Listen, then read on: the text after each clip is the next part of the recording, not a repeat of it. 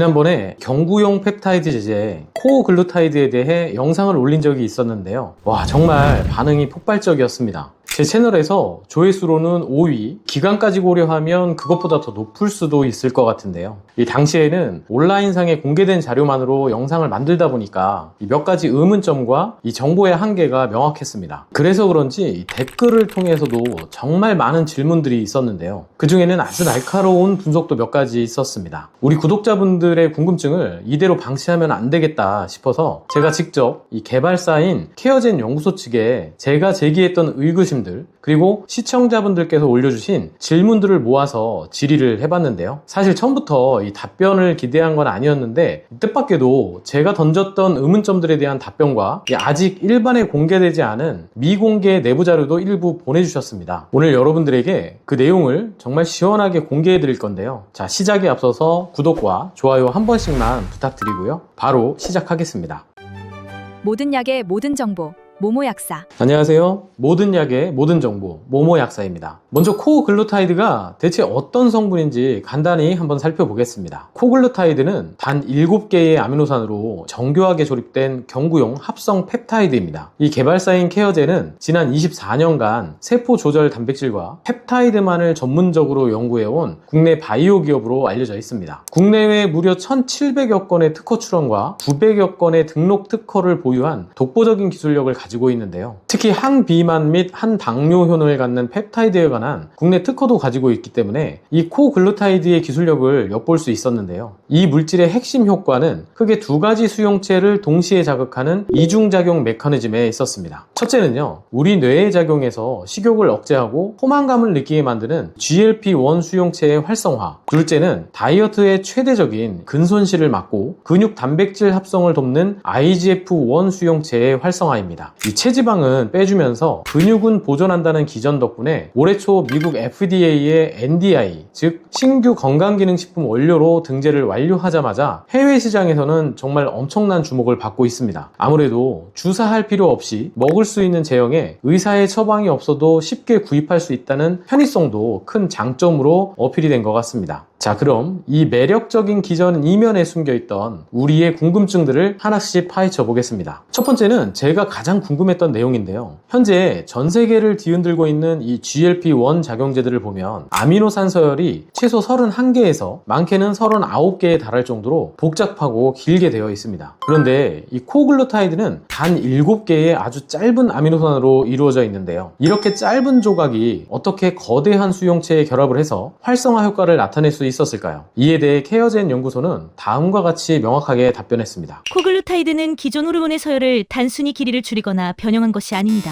수용체와 결합할 수 있는 핵심 구조와 입체적 배열을 인공적으로 구현하도록 설계된 완전히 새로운 플랫폼 기술의 결과물입니다. 실제로 세포 실험 데이터를 확인해 보니까요, 코글루타이드가 농도 의존적으로 GLP-1 수용체에 결합하는 것을 확인할 수가 있었습니다. 그뿐만이 아니라 이 췌장의 베타세포 실험에서도 코글루타이드가 농도가 증가할수록 인슐린 분비가 증가하는 양상이 관찰되었는데요. 이 신경계 세포 모델에서는 인선화된 크랩과 펌C 발현이 증가하는 결과가 관찰됐습니다. 이 크랩과 펌C는 포만감과 관련된 신호 전달에 관여하는 인자들이거든요. 즉 비교적 짧은 펩타이드임에도 불구하고 GLP-1 수용체와 결합을 하고 관련 세포 신호를 활성화하는 결과가 확인됐기 때문에 수용체 작용 가능성을 뒷받침하는 것으로 보입니다. 자, 두 번째 궁금증은 바로 흡수율이었습니다. 펩타이드는 이 단백질 조각이기 때문에 먹게 되면 위장 간의 소화 효소에 의해서 다 분해된다는 게 상식입니다. 그래서 이 먹는 위고비인 리벨서스도 흡수를 돕기 위해 특수한 흡수 촉진제를 사용했는데요. 코글루타이드는 과연 이 소화관을 뚫고 혈액 속으로 진짜 들어갈 수 있을지가 의문이었습니다. 연구소 측의 답변에 따르면 코글루타이드는 동물 대상 약동학 연구 결과 경구 투여 후에 혈중에서 코글루타이드 성분이 뚜렷하게 검출되었고요. 이에 상응하는 양리 효과가 명확하게 유발됨을 전임상과 임상시험을 통해 확인했다고 했습니다. 특히 흥미로운 점은 제형이었는데요. 코글루타이드는 일반적인 100mg 파우더 제형 외에도 이 혀 밑이나 구강점막에서 녹여먹는 50mg 필름 제형을 개발했다는 점이었습니다. 있습니다. 이 구강점막을 통하면 간을 거치는 이 초회 통과 효과를 우회할 수 있기 때문에 전신의 혈액으로 더 직접적이고 효율적으로 전달될 수 있는데요. 실제로 연구소에서는 50ml 필름 제형이 100ml 파우더 제형과 비교했을 때 매우 효율적인 생체 이용률을 나타내는 데이터를 확보하고 있다고 밝혔습니다. 다만 한 가지 아쉬운 점은 Cmax, Tmax, 이 AUC와 같은 상세 데이터는 현재 글로벌 논문 게재 및 지적재산권 이유 때문에 아직은 외부로 공개하지 못한다는 것이었습니다. 하루빨리 논문을 통해 공개돼서 확인할 수 있었으면 좋겠습니다. 이 세 번째 궁금증은 정말 많은 시청자분들께서 댓글로 문의를 주신 내용인데요. 이 회사의 임상 자료를 보면 하루 500칼로리 식단 제한을 두고 임상을 했다라고 나옵니다. 자, 이 부분을 가지고 하루에 500칼로리만 먹게 하면 당연히 살이 빠지는 게 아니냐고 정말 엄청난 댓글이 달렸는데요. 그래서 이 부분도 명확하게 알려드리겠습니다. 이 회사에서는 총 2건의 인체 적용 시험을 진행했고요.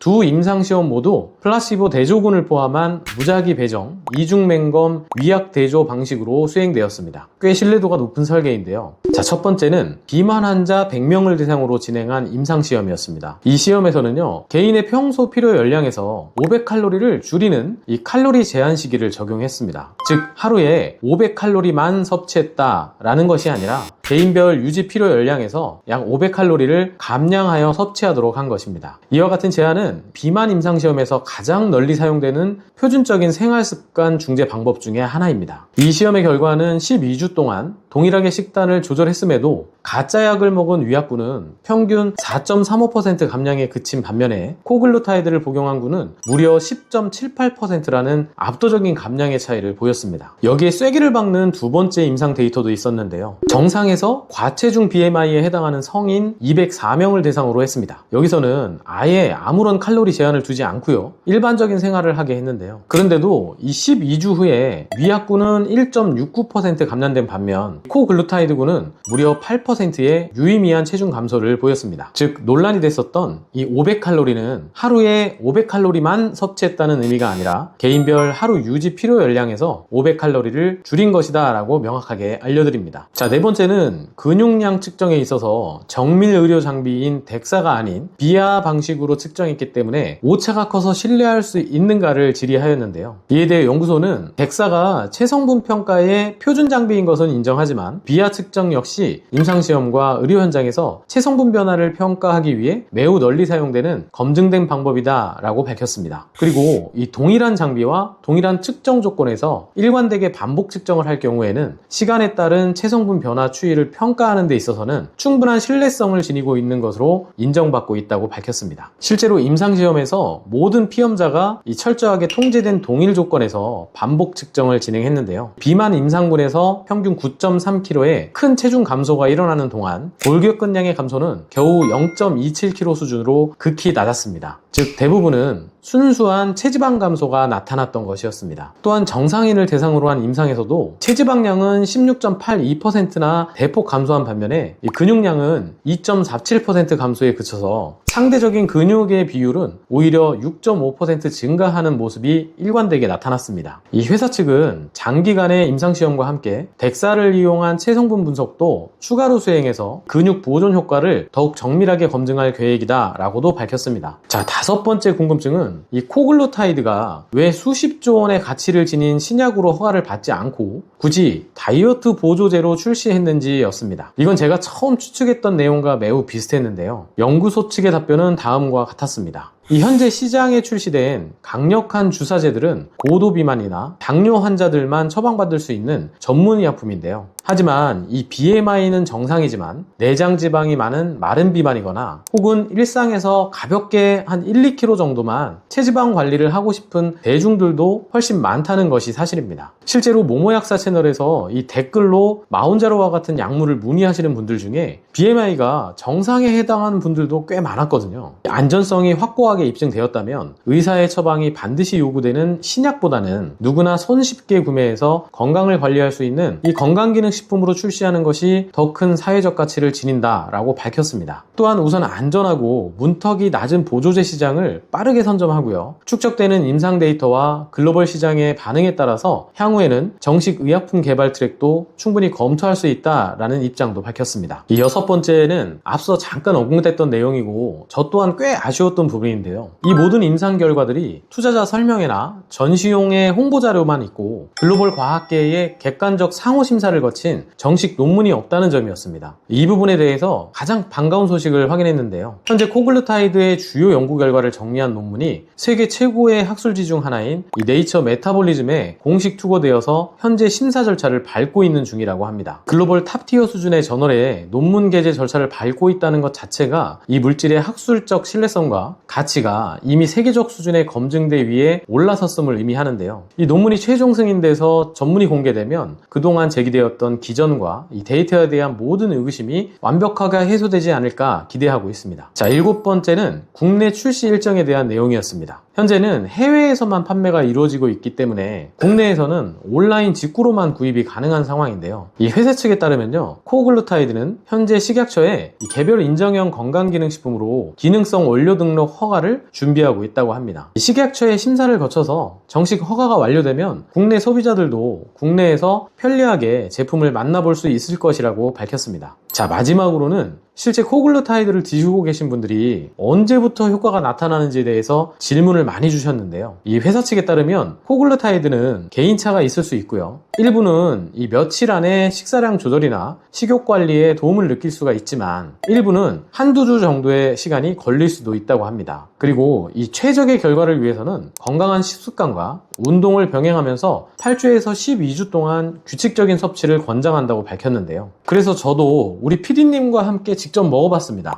우리 PD님은 이 파우더 제형을 복용을 했고요. 저는 구강 필름을 5일 동안 매일 오전 10시에 둘이 함께 섭취를 했습니다. 이 너무 짧은 기간이기 때문에 아무런 차이가 없을 줄 알았는데요. 이 PD님은 생각보다 반응이 빨라서 2일차부터 평소 좋아했던 이 단 음식이 땡기지 않았다고 하고요. 식사 외에는 군것질을 아예 하지 않았다고 합니다. 이 제 경우에는 딱히 음식 생각이 안 난다거나 그러진 않았지만 3일차 정도부터는 평소 먹는 양보다 확실히 적은 양에서 포만감이 느껴졌는데요. 계속 복용해보고 경과를 중간중간 또 알려드리겠습니다. 그리고 맛에 있어서 특징적으로 좀 특유의 쓴맛이 약간 느껴졌었는데요. 이 회사 측에 따르면 원료에서 나타나는 자연스러운 맛인데 이 원료의 품질과 이 본래의 특성을 유지하기 위해서 과도하게 감미료로 맛을 가리지는 않았다고 설명하고 있었습니다. 이 찬물에 타서 마시면 좀 더 부드럽게 마실 수 있다고 하길래 우리 PD님도 그렇게 바꿔봤는데 처음에 그냥 먹었을 때보다는 좀 더 수월했다라고 얘기를 하네요. 이 처음엔 먹는 GLP-1 작용제 효과라는 이 궁금증 때문에 시작한 컨텐츠였는데요. 생각보다 너무 많은 관심과 댓글을 달아주셔서 더 정확한 내용을 파악할 수 있었습니다. 물론 아직 공개되지 않은 내용이 더 많겠지만 현재 진행 중인 논문 등재를 통해서 훌륭한 임상 데이터가 투명하게 제시된다면 이 코글루타이드는 단순한 다이어트 보조제를 넘어서 이 경구용 펩타이드 기술의 새로운 지평을 여는 역사적인 사례가 되지 않을까 기대됩니다. 오늘 소개한 내용 외에도 코글루타이드에 대한 추가적인 궁금증이 있으시거나 더 깊이 알고 싶은 의구심이 있으시다면